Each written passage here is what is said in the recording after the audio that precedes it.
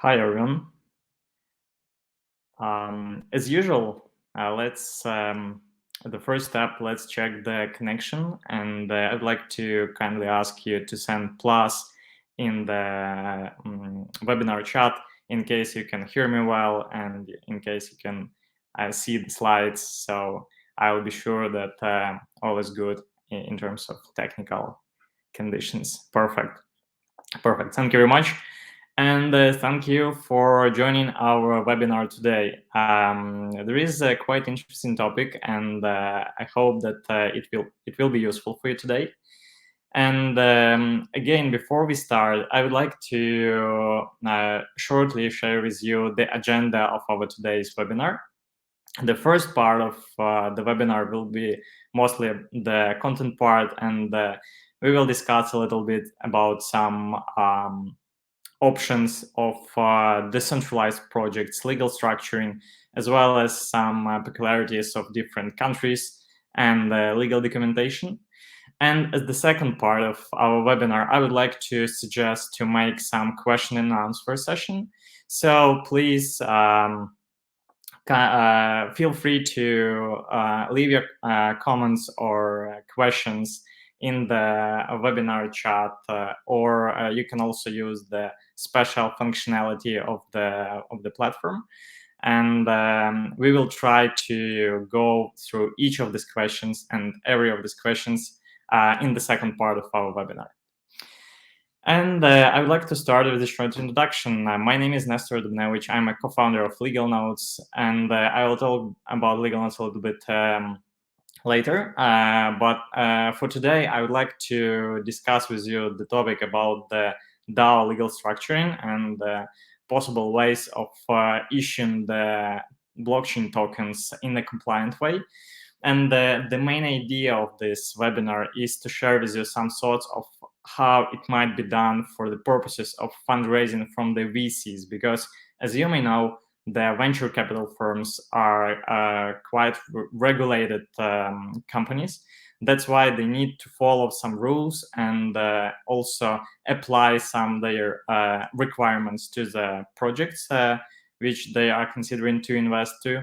So that will be the main idea of today's webinar, and I hope it will be useful for you. And as every legal webinar starts, I need to make this important disclaimer that it's not a legal advice, and please consider all of this information that you hear today for informational purposes only, as a lot of lawyers might have their own vision of some legal requirements and the legal implications of issuing tokens and DAO legal structuring. So my idea for today is to just share with you some general overview of possible options which are currently recognized on the market and used by other projects, and help you to find like some useful information to make your own plans of your blockchain project legal structuring, and probably for finding some providers who will be able to help with this. And before we start, I researched some numbers which, from my opinion, illustrates the let's say high demand on the blockchain projects among the VCs. And when we speak about the number of investments which the VCs made during the last year, according to the CoinDesk research, there were approximately $3 billion investments from the VCs. And it's very important to split all of these investments into two parts. The first one is the investments which were raised by the blockchain projects from the retail investors, who are mostly individuals. And the second part is mostly related to the VCs, which are the companies. And this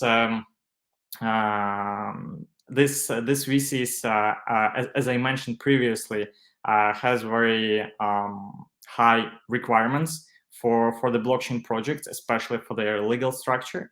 That's why it was also quite interesting for me how this number changed in this year, because as you may know, the market grow, and the numbers, the valuation of the most of the tokens also grow as well. So I also research what are the differences between this number when we compare it with the last year and this year, and realized that this year it's approximately $15 billion investments from the VCs, which is the growth of approximately 400%.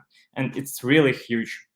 The most of blockchain projects start considering to fundraise from the like more traditional VCs rather than some crowdfunding campaigns or token sale campaigns. And that was the reason why we decided to launch this webinar, to share with you some thoughts and discuss some options of DAO legal structure. And what we realized during during receiving the requests from the market on our platform is that the most of VCs when they start their communication with the blockchain founders, they usually explain them what are their requirements, what are the requirements of the VC before they will be able to invest into blockchain company. And these requirements are quite understandable because, as I mentioned previously, VCs are quite regulated entities, and they need to provide the reports to their limited partners. They need to provide some documentation to their auditors. They need to pay taxes and provide these reports to the tax authorities as well. So that's the reason why they usually require all of this information, all necessary information and documentation from the blockchain startups. And the reality is that the most of blockchain startups are quite surprised at this moment when they receive these requirements, because there are some thoughts in this industry, in the blockchain industry, that the fully decentralized projects don't need to have any legal structure because they can operate without it and be quite efficient, having this fully transparent blockchain technology in their core development. But at the same time, when such blockchain entrepreneurs start fundraising from the VCs, they usually face some difficulties when receiving these questionnaires and requirements from the VCs. That's why to help such blockchain entrepreneurs to manage all of these legal requirements, we decided to launch this webinar and share with you some general ideas of how the blockchain project can build and structure their own legal for being able to raise investments from the traditional VCs that need all of these legal formalities for their own due diligence. And taking it into account, we created this agenda, which consists of 3 main questions. The first one is mostly related to the stages of DAO legal structure. And it's quite usual that the most of legal services are expensive, and it might not be reasonable for the project, for the blockchain startup, to create the whole complicated legal structure at the start of their journey, because they will need to spend a lot of money for lawyers, for some state fees, license fees, etc. So we decided to share with you some information about the stages, about what might be the stages of this legal structure, and for the blockchain startup to split all these legal budgets according to the stages of project development. The second question will be mostly related to the countries where this structure might be set up. And we will discuss some pros and cons of some jurisdictional options, and try to define some best solutions or best practices in the market. And the third question will be mostly about the documentation. So what are the usual documents that the VCs usually request from the blockchain companies, and what are the documents that the blockchain companies usually sign with the VCs for raising funds from them and receiving the investments. So that's the main idea of our agenda today. And before we start, I would like to also explain a little bit about Legal Notes, which is the organizer of today's webinar. And Legal Notes is the platform that helps international founders to solve their cross-border legal questions. And it usually comes, especially for the blockchain industry, because the most of blockchain entrepreneurs are international by default. They usually live in different countries. They have several legal entities around the world because they need to find the most suitable and most crypto-friendly country every time. And they also usually have this distributed teams of people and assets in different countries. So they usually need to manage all of these cross-border legal matters of their businesses. And Legal Notes is able to help with this through three simple steps. The first one is the legal mapping, where we decide where are all of the parts of client's business and what are the countries where these parts are based in. The second step is to build this dedicated legal team who will help to manage all these cross-border legal matters in terms of some countries, local regulations, specialties, legal area, etc. And the third one is to build the data room, which is the place where all of legal information like documents, consultation, etc. is stored to providing the company the possibility to go through the due diligence procedures of the VC in the future. So that's the idea of the platform, to build something like virtual legal department for the international companies to help them to scale in different markets and also to have their legal partners in relevant countries as well. Coming back to our main topic of our event, which is the DAO legal structuring, we can simply again split our agenda into three parts. The first one is stages of legal structuring. The second one is about the countries and jurisdiction. And the third one is about the documents.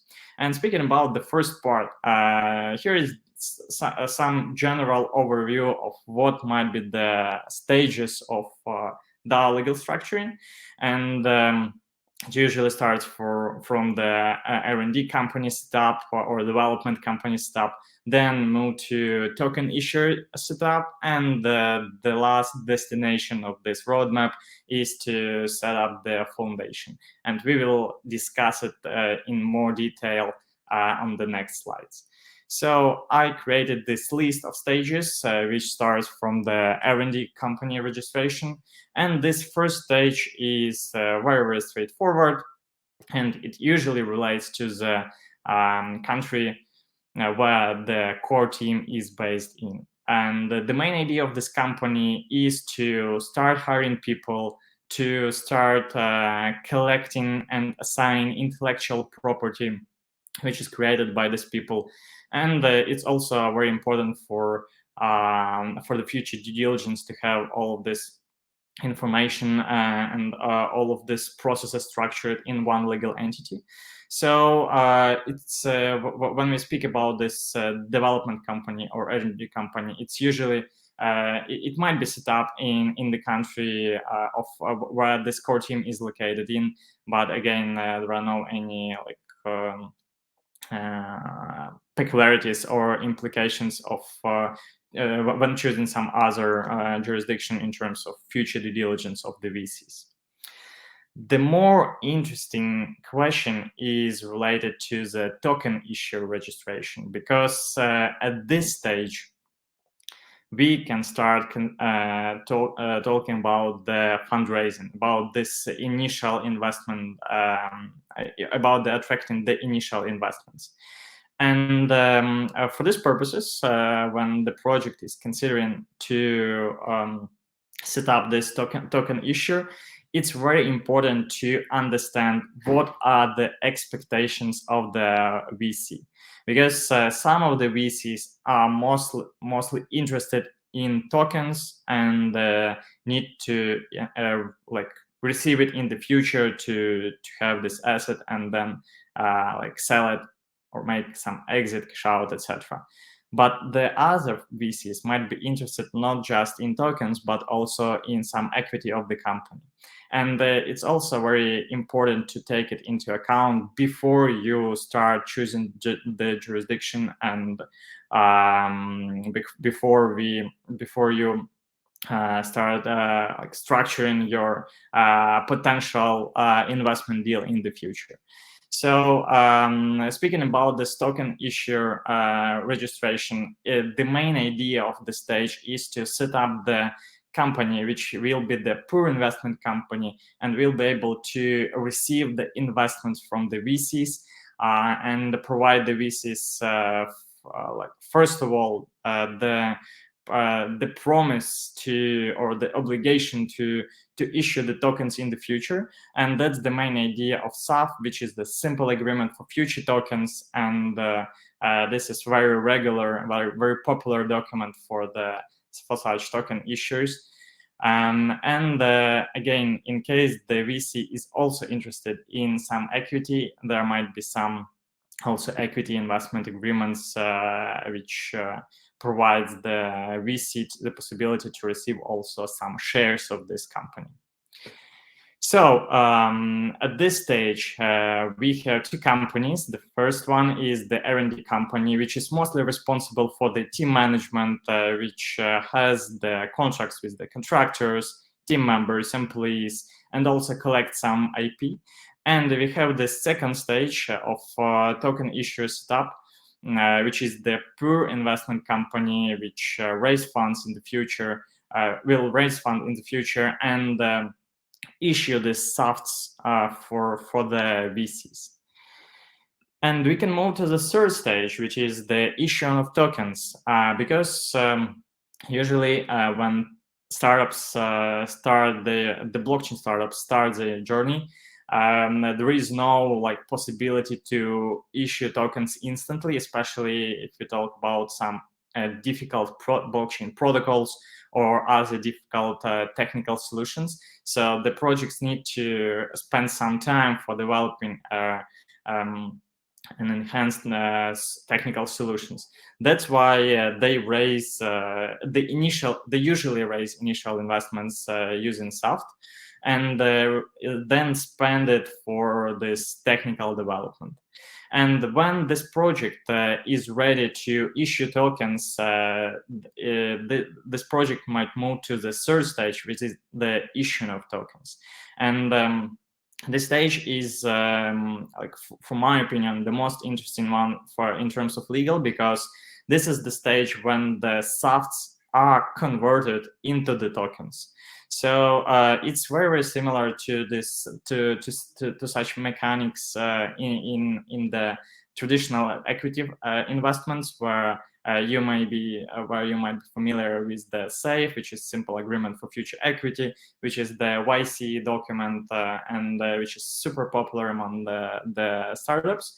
Where they receive funds and after some time they convert these safes into the equity of their companies. So very similar mechanics here in when issuing tokens. And when the blockchain startups is ready to do this, this project issue tokens and convert the softs into the tokens and providing these tokens to the VCs. So that's the main idea of third stage. And we can move to the final stage of this roadmap, which is the foundation legal setup. And this stage is mostly about the full decentralization of the DAO, which was launched by the blockchain founders. And the idea of this stage is to create the legal entity which will be able to hold all of issued tokens in trust, and provide the possibility of token holders to vote for some decisions and make some money contributions or some other activities on behalf of all token holders. So that's the main idea of foundation. And when I speak about this legal entity, it's quite new, especially when we talk about the Cayman Islands, which we will consider on the next slides. This regulations, if I correctly remember, was passed just 3 or 4 years ago, so it's quite new. But this structure is very popular among the blockchain companies, because it provides the possibility to use this foundation as a treasury for the tokens. So the VC can simply receive the tokens after converting their softs into the tokens, and then provide these tokens to the foundation for treasury, and become the part of the member of this foundation, and receive the rights to vote and the rights to receive the dividends on these tokens in the future. So that's the main idea of the stages, and this is our first question from our agenda: what might be the stages of blockchain startup development and blockchain startup legal structuring? Sorry. And we can move to the second question, which is mostly related to the countries where such companies might be incorporated in. And here you can see such 3 types of entities which are quite popular when we speak about the DAO legal structuring.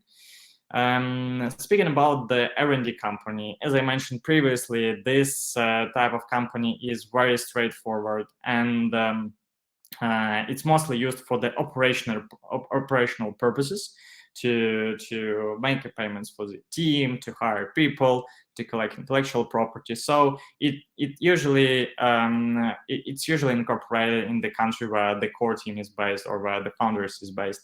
But again, there are no any peculiarities of choosing some other country for setting up this type of entity. When I move to the token issuer, the 2 quite popular options for setting up the company, such kind of company, are Cayman Islands and the BVI. And the main idea, the main idea of why these countries are so popular is as follows. The first one, these countries have quite friendly blockchain regulations and some regulatory requirements for blockchain business. The second one is that both countries use common law, and it's quite common for the most of the market players, VCs, etc. And it's quite simple to structure the most of venture deals there. The third one is that it is English language there, so it's quite simple to communicate with the providers from these countries, and read some legal documents, discuss some difficult legal questions, etc. And the last one is the taxation. It's also very favorable there, and the most of the blockchain founders and VCs like this environment of regulatory environment of these countries. And when we speak about the pros and cons of each of these options, so in Cayman Islands, as I mentioned, approximately 4 years ago, there were passed some special regulation in the blockchain sphere, and this regulation opened some new opportunities for the blockchain business in these countries, as well as created some opportunities for the service providers there. So there are a lot of accountants, auditors, lawyers who are quite familiar with the blockchain industry. They understand what are the tokens, cryptocurrencies, and this helps the most of blockchain entrepreneurs to find the most suitable providers and discuss with them their necessities. The situation is a bit different in BVI, because the BVI doesn't have such well-developed regulation and this legal requirement. But at the same time, it might be some advantage of this country, because when we speak about the possibility to make some public sale of tokens, which some of blockchain entrepreneurs are considering, for now it might be simpler to do this using the BVI company rather than Cayman Islands company, because in BVI currently there are no special regulations in this field, and this public token sale might be conducted without very strict requirements of KYC, licensing authorizations, etc. At the same time, in Cayman Islands, in case the blockchain founders plan to make some public sale, they need to follow the local regulations, and usually they need to obtain some authorizations from the local financial regulator, which called CSIMA, and use this, and only after that offer their tokens to the public. And the third kind of legal entity is the foundation, and the most popular countries for foundation setup are Cayman Islands again and Switzerland. And I have the next slide, which shows that which projects, which blockchain companies that are VC-backed blockchain companies. So they were invested by the venture capital firms, very serious venture capital firms, the most of which are from the US, which is a very regulated market. So some of these blockchain companies has this similar structure that we discussed previously, and some of them has the foundations which are set up on Cayman Islands or Switzerland. So that's the main idea of our second question from our agenda, which is the countries where such legal entities might be registered.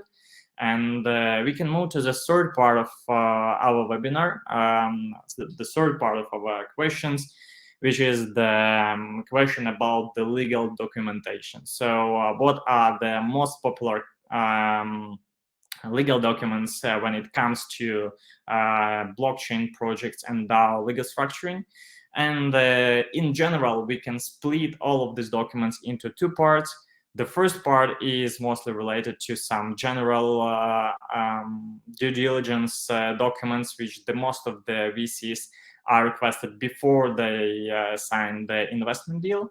And these documents include the documents about the company, like certificate of incorporation, articles of association, bylaws, some directors' consents, resolutions, and other corporate documents, which are very important for the VCs. And one of the most important documents, which is the cap table and the explanation of or who are the shareholders of this company, and what is the cap table structure. The second part of the documentation is mostly related to some specific blockchain legal documents. And the first kind of document here is the SAFT, which is the simple agreement for future tokens. And it's very important to define what will be these conversion events in the SAFT, because the future plans of because the most of projects' future plans will depend on this conversion event. So the founders need to understand when they are obliged to issue the tokens to the investors, when they are obliged to convert the SAFT into the tokens and issue to investors. So that's very important to clearly define in these documents and sign with the investors. And as I mentioned, some of the VCs might be interested not just in tokens, but also in some equity of this token issuer. So they might request that some shares and signing the more traditional venture deal documents like subscription agreement, shareholders agreement, etc. So the projects the project founders should be ready to discuss all this venture deal structuring, and the best practice in such kind of documents is to structure all of this deal terms in the term sheet before you start drafting SAFs and other legal documentation. The second part of the specific blockchain legal documents are related to this conversion event, when the project need to convert, the project founders need to convert SAFs into the tokens. And it's very important to have first of all have the consultation from the local legal advisor who will support this local company. Like, for example, in case it will be Cayman Islands company, it will be very important to have this consultation from the local corporate advisor, who will draft all of necessary documents, resolutions, waivers, and make all of this clear in terms of legal for converting the SAFs into the tokens in a proper way. Because in the future, when the project will start the communication with the blockchain exchanges for listing their tokens there, they will need to have the token legal opinion, which is also the very important document. And this token legal opinion, when the founders, the blockchain entrepreneurs, come to lawyers for this legal opinion preparation, they need to explain the lawyers what is the history of this token's creation, issuing, selling, etc. And it's very important to have all of this documentation properly prepared before converting it, and before starting the communication with the blockchain exchanges in terms of token listing. And the third question is mostly related to the foundation legal setup. And as I mentioned, the foundation is some kind of trust. So all of token holders, when they convert their SAFs into the tokens, they are able to put these tokens into the trust of the foundation. And the foundation has its own supervisor, who is the person who receives, who administer all of like formalities of foundation existence, and organize all of this voting of foundation members, of token holders, and make all of necessary corporate records, and also provide some activities with the funds, or with the tokens which are in the foundation treasury, according to the decisions which were passed by this community, by these members of foundation.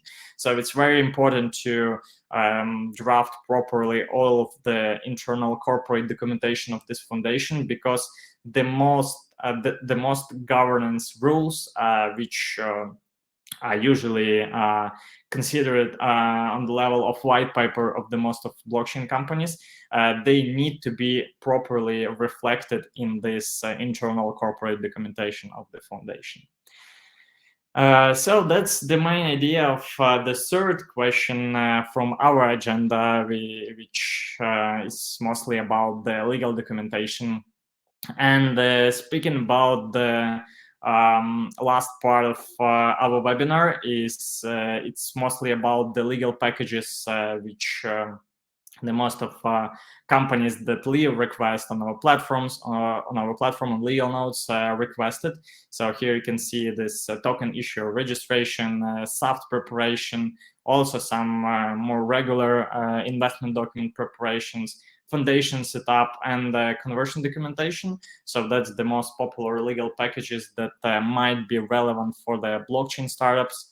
And as I mentioned at the start of the webinar, it's very important to understand that this sophisticated legal structure is very important in case the blockchain company plan to raise investments from the traditional venture capital firms. In case some blockchain founders plan to launch some very close private DAO for their own purposes without any plans to scale it and raise some additional funds from the VCs, it might be reasonable to consider some other options like creating, like, for example, the cooperatives, which are very popular now for the like small blockchain communities which plan to organize their own DAO. And there are some legal and regulatory frameworks for setting up the cooperatives in Europe and US. And the main advantage of these cooperatives is that the cooperative members can make some contributions, money contributions into the cooperative, and then receive tokens as the confirmation of their contribution into cooperative and become a member of this cooperative. And a very similar structure might be also created by using the partnership model. It's also might be suitable for the smaller blockchain communities or smaller like DAO community members who plan to create their own like blockchain-based community with the tokens and some internal governance. But I guess that it might be the topic for the separate webinar, because this alternative ways of DAO legal structuring is also a huge legal topic. And coming back to our main topic of the main topic of our webinar, which is mostly related to how to structure the DAO legally for being able to raise funds from the VCs. I hope that it was useful for you, and please feel free to book a calls on our website legalnotes.com, or just scan the QR code on the slide, and we will be happy to have the private conversation, discuss some options, and build for you your dedicated legal team of legal professionals from specific countries and specific areas of law, who will be able to support your journey of your blockchain project and help to raise funds in the future. Thank you very much for your attention. And as we discussed at the start of the webinar, the second part of our webinar will be mostly for the questions and answers. And I saw that there were a lot of comments and messages in the chat. So I would like to thank you all for your activities in the chat. And I will try now to explain a little bit what and provide the answers to some of them. So let me start from the beginning. And so apologize for all members who left the questions on Russian or Ukrainian. I guess that we will organize the separate event on the same topic, but on Ukrainian or Russian, for making it more convenient for you. And then we'll make some question and answer session also around this topic. But for today, I would like to mostly focus on the English questions, because we have English speaking guests today, and discuss it at the first time. So let me scroll.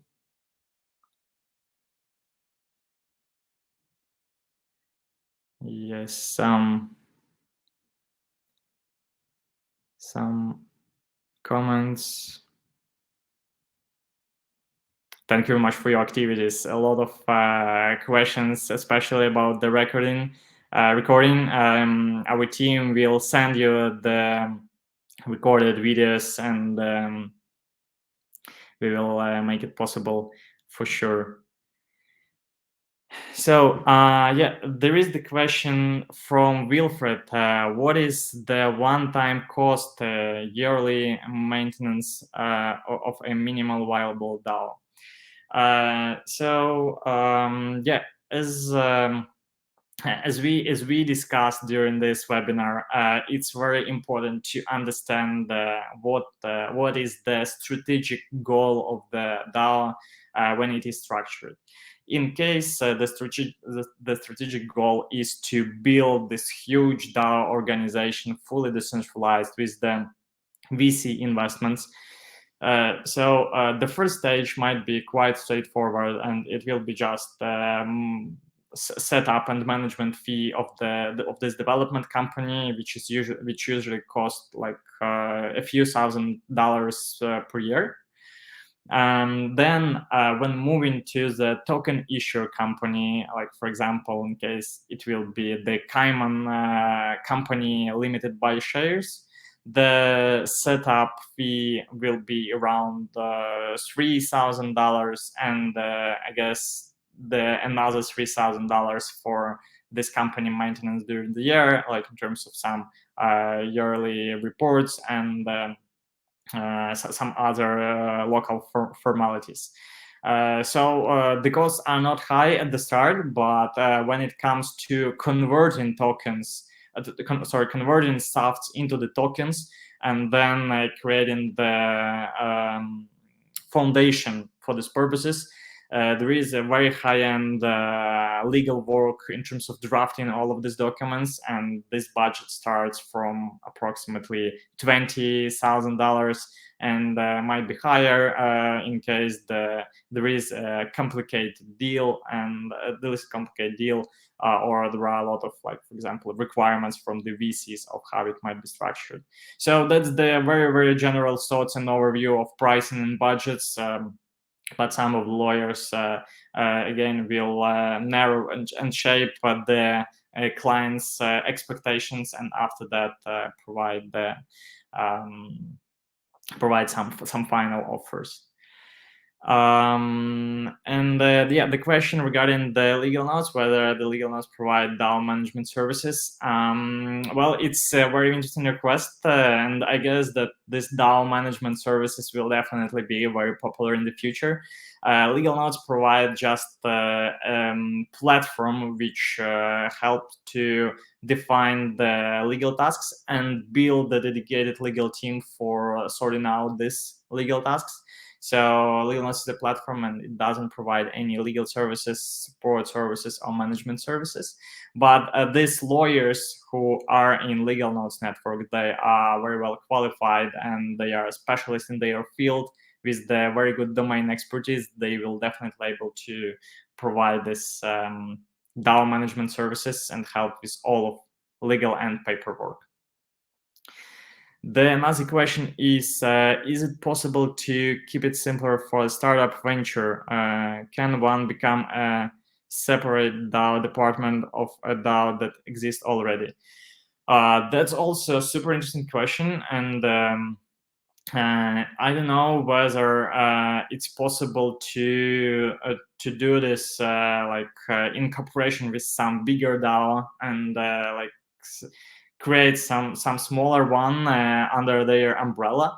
But I know that some of the blockchain protocols, some of the teams which develop blockchain protocols, they also create some solutions, one-stop shop solutions, where the blockchain entrepreneurs are able to simply launch their own DAO. And but it's mostly about the technical launch. So it's very simple to build your own governance system, launch your own smart contract, issue your tokens, and then invite people to participate in your DAO. But I don't know whether they also offer the legal structure or some legal umbrella for this DAO. I guess it might be definitely interesting for them to scale into this segment as well. So the next question is from Mike.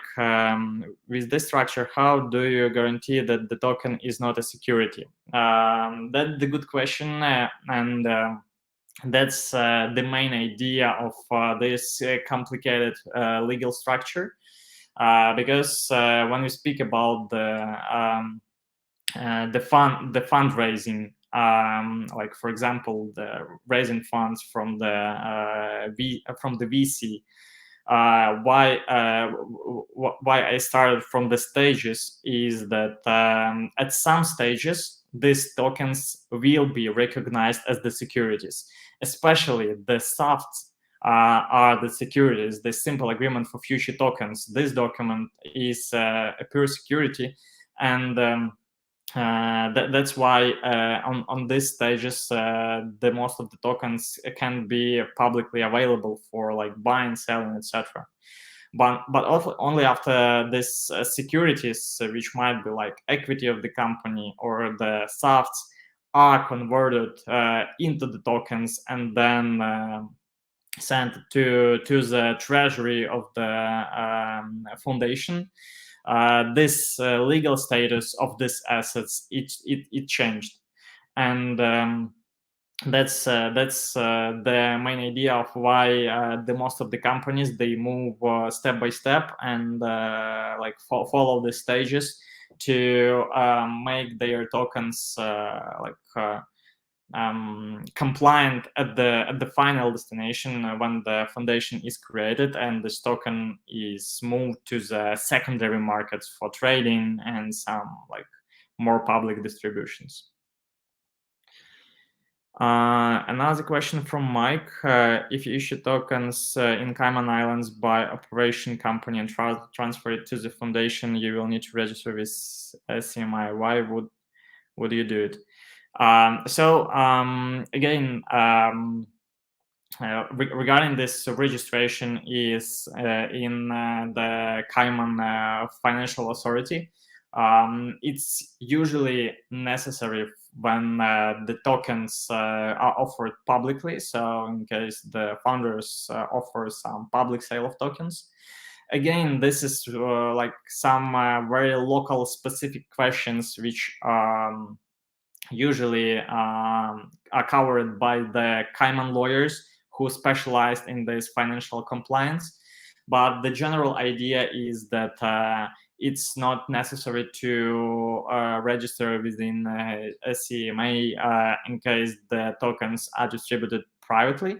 But in case the project plans to make the public offering, it will be necessary to register within CMA and follow all of these rules of KYC, other important policies on the website and on the token distributions as well. Then the question from the Yevgeny: there are tons of shitcoins on exchanges and swaps. I can't believe they went through all of this burden. I guess you are right. But I would like to pay the attention that the main idea of our today's webinar is how to prepare the legal structure for blockchain project when it plans to raise funds from the VCs, because the most of the VCs have their own internal procedures of how they need to make due diligence of the projects, how they are obliged to report to their limited partners, also provide some documentation to their auditors, etc. And as this compliance is very important for the VCs, the main idea of webinar was to explain what might be the legal structure of blockchain company to be enabled for it to raise funds from the VCs. So then we have the question from Ruslan. Yeah, they may not have raised VC funding. Yeah, thank you, Ruslan. That's the exact answer. Yeah, so also thank you very much, guys, for your comments. I really like it in terms of public sale. Yeah, another question from Ruslan. What about Singapore as a country for foundation setup? The local regulation seem to have a solid framework for working with tokens and crypto. So in terms of Singapore, I don't have a very certain information about the regulatory environment for the for the blockchain companies set up in Singapore. But taking into account that in Singapore there is common law as well, or English law, there is also the possibility to create some trust structures, which is the foundation, and I guess that it might be very, very similar to the type of foundations which might be created on Cayman Islands, and as a result, it might work in the similar way and provide the similar benefits to the projects for setting up this for these foundations in Singapore.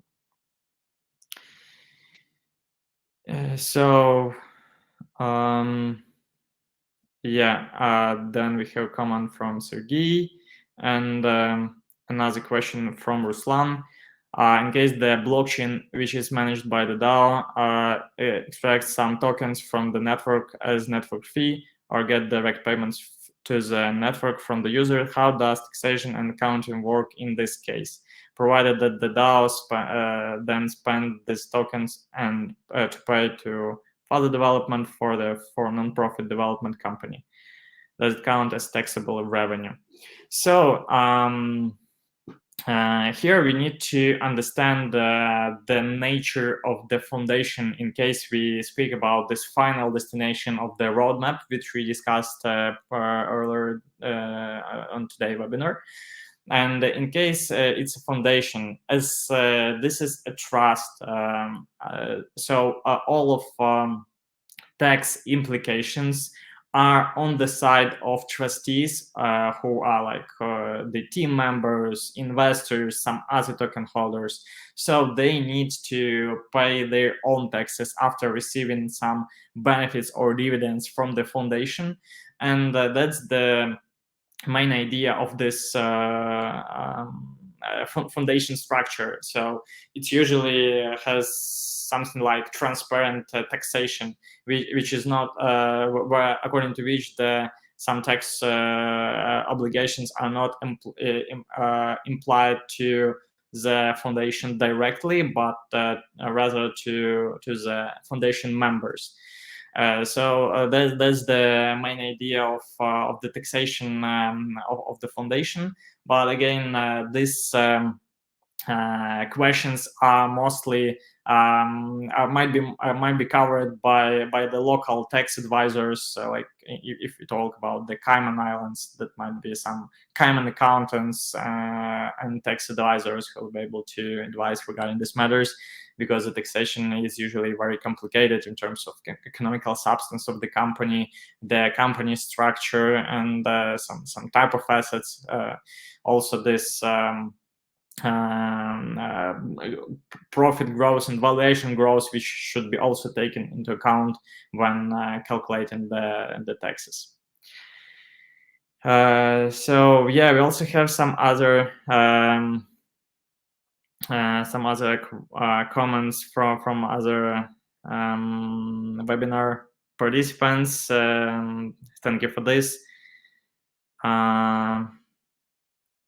So yeah, we also have the question from the Karina. Can NGO in the UK legislation issue tokens?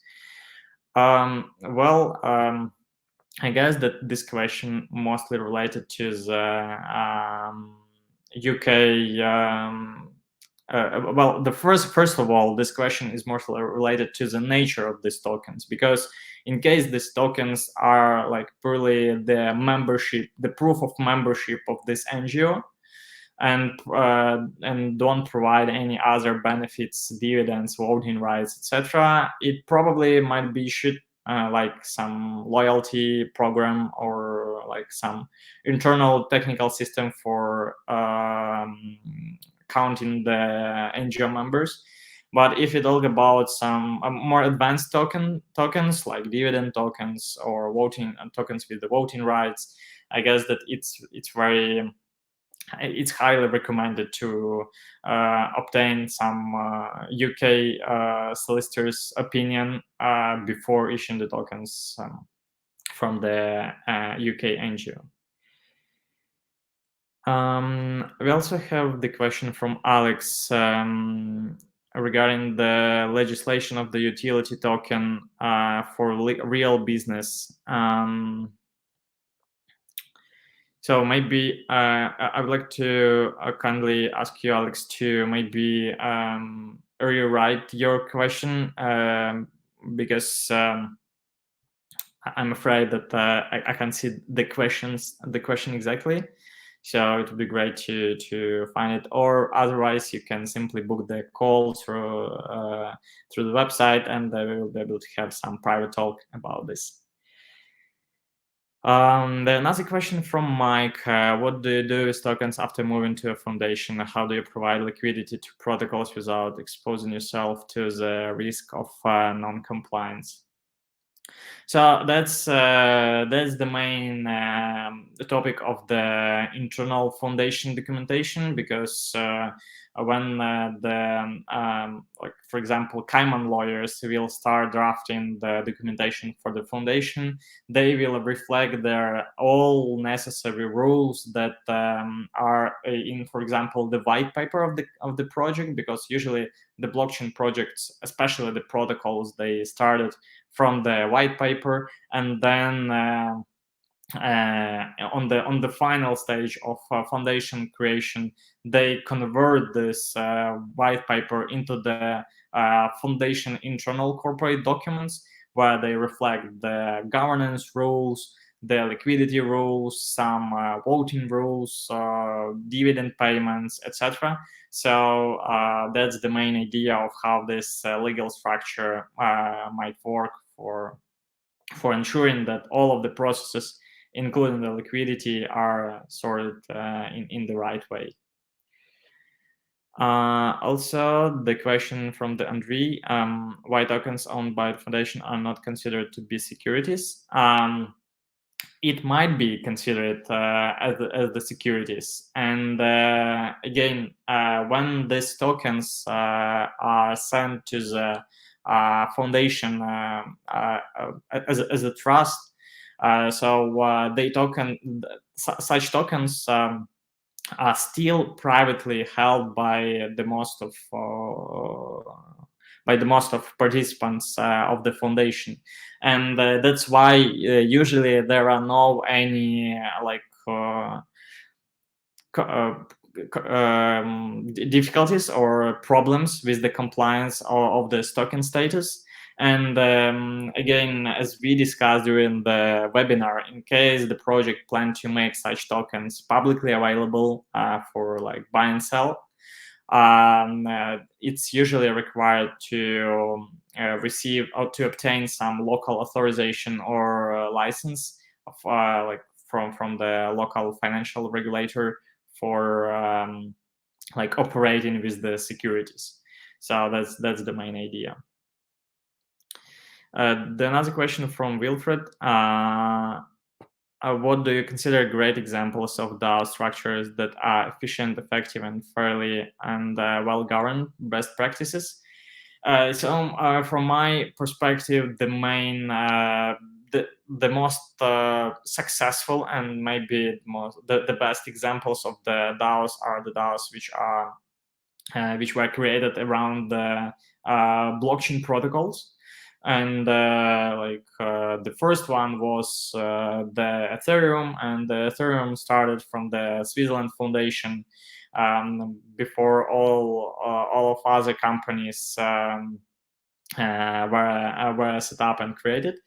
And I also showed on the slide some other examples of the blockchain companies like Cardano, Near, and some other which also have this foundation structure, and which also have this this community of token holders, and at the same time the big VCs in their investors board as well. So that's that might be the good example of the block of the big DAOs. And at the same time, there might be also some options of structuring, of legal DAO structuring, when there are some smaller communities, and there might be some simpler legal structure, like for example the cooperatives, which are quite popular now in Europe and US, or this partnerships where you can issue the tokens for each of partnership member or the cooperative member. So that might be also even the better option in case the project doesn't plan to raise funds from the VCs in the future and become this huge community of token holders and around the blockchain protocol, for example. So I guess that we are a bit out of time, and but I can see some last question from the mic, who also offers some interesting topics on the YouTube. Thank you very much for this comment, and thank you all for your questions. I guess today's webinar was very useful for you, and you heard some interesting thought there, which will help you to shape your plans for your DAO